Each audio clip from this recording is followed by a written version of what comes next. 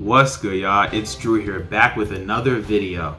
Today I'm going to be talking about Wano and if it really has the potential to be the best arc in One Piece, period. Obviously, don't forget to like, subscribe for more anime content if you haven't already, and hit the bell notification too, because as you know, YouTube does that little thing where they don't show the videos. So yeah, let's try to avoid that. And honestly, check out the Discord as well. That's like the extra way to make sure you never miss a video. But I'm going to get right into it. First things first is question of the day. Question of the day is, do you think Wano can become the best arc in One Piece, period, like all time? And if you don't, what is the best arc in One Piece to you then? Me personally, the best arc in One Piece obviously is Water 7. But I think that Wano low-key has a chance. It's a long shot, but it's a chance. Alright, so we're gonna get right into it. When did Oda start hyping up Wano? It was way before Wano, obviously, but I think Oda's been hyping up Wano for a minute. I don't remember when he started talking about it, but like, you know, whether we're talking about the publishers or Shonen Jump themselves, they've always been saying for a minute, like, oh, check out Wano, when Wano's gonna make this arc look crazy, or Wano's gonna make this arc look little. And while we're getting to the point where we can say this is peak fiction, it's an interesting conversation to have because Wano is probably not gonna be the biggest arc in One Piece when it's over, right? Oda probably wants it to be like the last arc, that big final war that we're probably gonna get. I think he wants that to be the best. But as of where we are now, I think he wants Wano to be the best among the arcs that we've seen. And that raises a good question. Like, does Wano have GOAT One Piece arc material? One thing that we have to know with the arcs that, you know, us One Piece fans view as peak fiction is that those arcs didn't miss. Like, those arcs were almost the entire time super entertaining. There was never a boring spot with those arcs.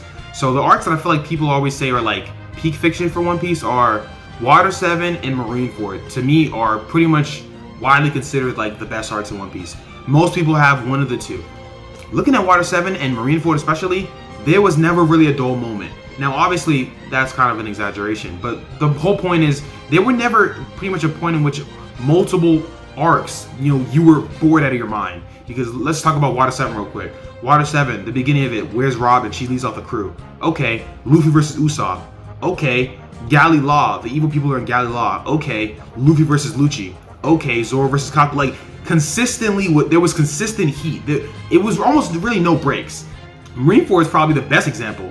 In Marineford, can you name a chapter or two that you were bored? No, because there was always so many things happening, whether we're talking Akainu versus Whitebeard. Luffy was on some crackhead energy, so he was just punching and kicking everything around him. He was trying to hit everything standing. Yeah, the Akainu Whitebeard stuff. Crocodile was wilding.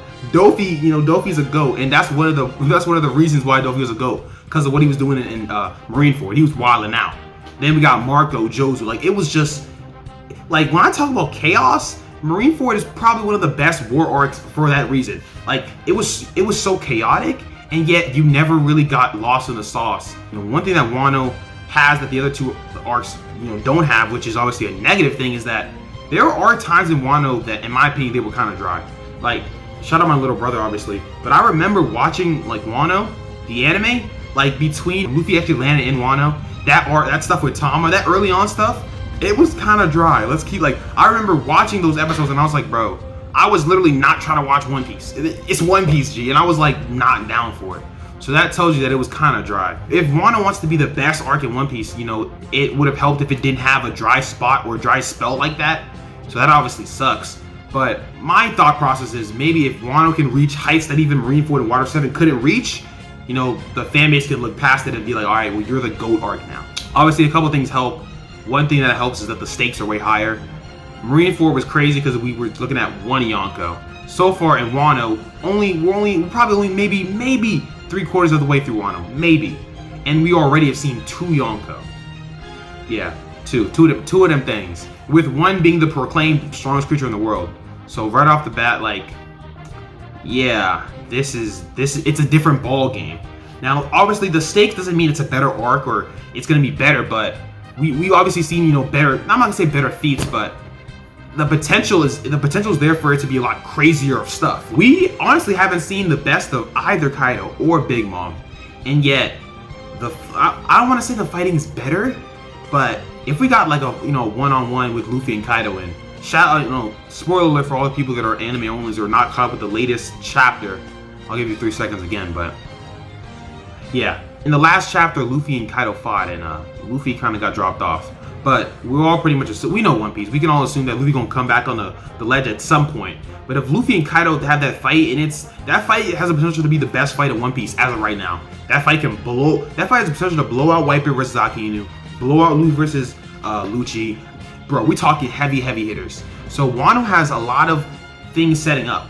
Add to the fact that I think with Water 7 and Marineford, what made those crazy arcs is that everyone kind of got love. In Marineford, those Straw Hats didn't get as much love because, they weren't there except for Luffy. But Water 7, everyone got a fight with the exception of Usopp, who was basically helping with all the other fights if he could. And then Robin, she was the person that was being captured for the arc. So everyone else got like a one-on-one fight. And it looks like, I'm just going to say it looks like right now, Wano easily has the potential to do that in spades. Like, people are debating whether Sanji's fighting Jack, King, or Queen. Now, obviously, we know the reason why they're the debates, but the point is, it's very likely he's going to get an opponent. Zoro, it seems like Zoro can probably heal up at some point as well and have his opponent. Luffy, it seems Luffy and Kaido, they're good. Even though Luffy did get dropped off, Luffy got, he got smacked. That's facts. But Luffy's probably coming back to fight him. Nami has, it looks like Nami probably has ulti. I might make a video on that, maybe not. But I don't think ulti's out for the count. I think ulti's probably nerfed enough that Nami can fight her 1v1. And same for page 1. We know Frankie's doing stuff over there. Everyone's gonna fight. Jinbei, everyone's gonna fight. Now Chopper doesn't have a fight right now, but there are enough combatants that make sense for Chopper to fight that it's gonna make sense. And adding people like Marco and even non-Straw Hats at the moment. So everyone's just gonna have some boxing. So I feel like that's something that's really important when we're talking about the GOAT arc. The GOAT arc's gotta have representation on all the Straw Hats and stuff. And Wano can do that. One Piece is all about reveals and building up and hyping all that stuff. And Wano has all that. Like, Wano has we've been hyping up Wano literally since the time skip. If you want to count Wano as Kaido's arc, every single arc in One Piece has either been building up to Kaido or Big Mom. Because Whole Cake Island was an arc about Big Mom, and Big Mom's here. Dressrosa, that's Doflamingo. We know Doflamingo's connection with Kaido. Punk Hazard, Fishman, these are all connected to either Kaido or Big Mom. So this one arc is building up for all the arcs. So yeah, Wano it could go insane. And that's not even taking into account the random things that no one foresees that is very possible to happen, or the potential's there. Like, for instance, where's Sabo at? If something happens with Sabo while we're in the Wano arc, then that's still in the Wano, that counts as the Wano arc. Like, when I talked about Water 7, I counted Ace and Blackbeard, and technically it wasn't in the Water 7 arc, but it was still in that whole saga thing. So we don't know what's happened with Sabo. That could be crazy. Shadow Marshal D teach Blackbeard, yeah, the mysterious guy, the big villain of the show. He literally said the last time we seen him that if no one's gonna take care of it, he's gonna go after it. What is he going after? That could be resolved in Wano. Never mind someone like Shanks, who isn't most likely will not be involved in whatever Luffy's doing just because we know about their bet. If Shanks does some wild stuff, because as we know, 2021 is the year of Shanks, right? That's what we were told. If he does something crazy in the arc of Wano, that gets put into it. So Wano has a lot of stuff. And I'm not even talking about crazy things like Roger and Whitebeard, that flashback, because spoilers this is not even spoilers, but I'm pretty sure y'all know by now that the Wano anime is actually canon. So that stuff with Roger and Whitebeard and that flashback and Oden, all that stuff, yeah, that's Wano too. So Wano has been building up like crazy. And I think that Wano overall has a lot of dip moments that I think Water 7 and Marineford did not have. But Wano could really be peak One Piece. And honestly, Wano already has some of my favorite moments in One Piece ever. Like that little conversation Yamamoto had with Ace. Luffy pulling up to Yonko, ignoring their question, punching Kaido in his head and telling him, I'm gonna be the Pirate King in front of Yonko. That's not crazy. That's not the craziest thing you've ever seen. Stuff like that is insane. I'm not gonna act like that's the hypest thing ever. That's not the hypest thing in One Piece ever, but it's GOAT arcs need stuff like that. And I feel like Wano has stuff like that. And it's also built up a lot of crazy stuff. It's gonna help Wano, obviously, because look at Luffy, Sanji, and Zoro. They all have things that you can easily perceive as power-ups. Whatever, I'm not gonna do the argument. But they easily can all be perceived as power-ups. We're talking about just straight hands, fighting. This Wano arc has potential to have some elite, top-tier fights. Like, whoever Luffy fights, Kaido, Big Mom, there's a lot of stuff. And I haven't even spoken about the worst generation. We're talking about Law, talking about Kid, talking about Killer, Basil. We have a lot of worst generation members in Wano. A lot of people assume that the entire worst generation will pull up. I don't really know, what are you doing, Julie Bonnie? I don't really know what you're doing. But the point is, the people we do have are people we've been waiting for. people have been waiting for Kidd's feats and what Kidd can really do for a while. So Kidd turns up in Wano because he's currently engaging in combat with Big Mom, and it looks like Law's gonna be his backup. That could go insane too. Imagine we have an arc where we have 2 Yonko fights. We have a Big Mom Yonko fight, and then we have a Kaido Yonko fight. One thing that I think Wano is missing that is probably the big, along with the slow spells that it's had, but probably the biggest thing stopping it is honestly like the reveals and stuff, like super crazy reveal moments. Because Marineford especially, Marineford had some surprise, had some reveals. I don't even need to go too much into it. We learned a lot of stuff about characters from Marineford. In fact, a lot of y'all favorite characters, the feats y'all use are almost exclusively from Marineford. When people talk about Whitebeard and Akainu, they really talk about Marineford. When people talk about Mihawk, they talk about Marineford. So stuff like that is kind of crazy. But that, I mean, that's really just a product of that was their first introduction and stuff. But that's not here nor there.